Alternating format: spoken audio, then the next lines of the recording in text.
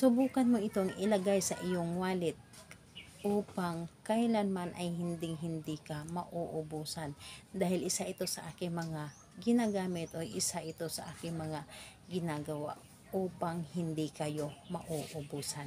Hello mga guys, kumusta kayo? Panibagong araw, panibagong video na naman tayo. And sa araw na ito ay isa na namang video ang aking ituturo sa inyo na simpleng gabay o simpleng pamamaraan na makakatulong sa atin. At bago ang lahat, gusto ko lang mag-disclaimer sa mga taong hindi naniniwala at hindi gusto ang mga kagaya nitong video.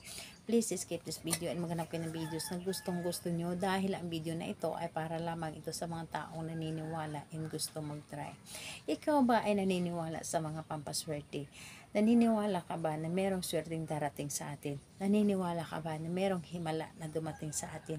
Gawin mo itong aking ituturo sa inyo ngayon upang lagi kang swertihin, dahil ituturo ko sa inyo ito dahil isa ito sa aking mga ginagamit o mga pampaswerte sa aking wallet. Ginagawa ko ito dati ay sobrang ang hirap talaga lumapit ng swerte sa akin. Pero simula nung ginawa ko ito, talagang hindi na ako nauubusan. Talagang kung mayroong mang problemang darating sa akin ay agad ko masolusyonan. Yung hindi na ako maghirap pang humanap ng paraan paano masolusyonan ang aking problema.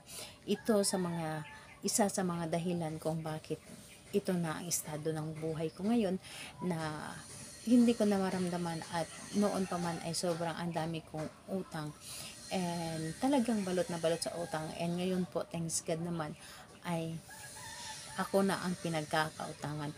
So at least tayo ay nakatulong, and ito ang gagawin ko sa inyo para umangat din ang buhay ninyo. So ayun po, kailangan mo lamang dito maghanda ng isang butil ng bawang. Isang butil lamang ng bawang. Alam niyo ba, ang bawang ay hinahalo lamang ito sa ating nilulutong ulam, pero isa din ito sa makakatulong sa atin na lagi tayo magkakapera o laging merong blessing na darating sa atin, yung anggaan papasukin ng swerte sa atin. So ito lamang, isang butil ng bawang at ang inyong wallet lamang. And kailangan yung wallet po ninyo ay walang nakalagay na mga resibo, and huwag kayong mag-ipon ng resibo sa inyong wallet, dahil isa din yan sa mga dahilan kung bakit hindi tayo pinapasokan ng swerte. Kapag resibo na yon, huwag mo nang itago sa iyong wallet, itapon nyo na yon, aside sa mga importanteng resibo. Kapag importante, ikikip po ninyo yon. So ayun po, bawang at wallet lamang. And kapag handa na yung bawang at wallet, kailangan na siguraduhin mo lamang sa iyong sarili na naniniwala ka sa inyong dapat gawin, and gustong gusto mo itong gawin talaga, and buo po ang inyong loob sa paggawa nito. So ayun po, dito sa isang bawang, magsulat lamang kayo dito. Isulat nyo lamang dito na ang amount na gusto po ninyo. Halimbawa, ilagay nyo na, dahil wala itong bayad. Ilagay ninyo dito 1 million.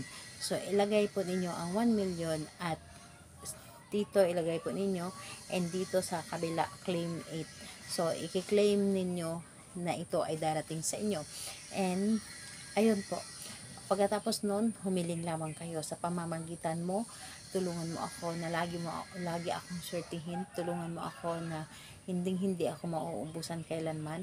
Lahat ng pagkakautang ko ay aking mabayaran. Lahat ay darating sa akin, o lagi akong swertihin. At hindi maubusan ng laman ang aking wallet. So sabihin mo na dito lahat. And ayun po, pagkatapos nun ay ilagay mo ito doon sa loob ng inyong wallet, and hayaan nyo dito doon sa loob ng inyong wallet. Maramdaman nyo na lamang na hindi na pala kayo nauubusan, at lagi na palang swerte or merong swerte na darating sa inyo. So ayun po, gawin lamang ito sa araw ng Tuesday and Friday. So ayun, salamat po sa inyo. Bye bye everyone. God bless us all.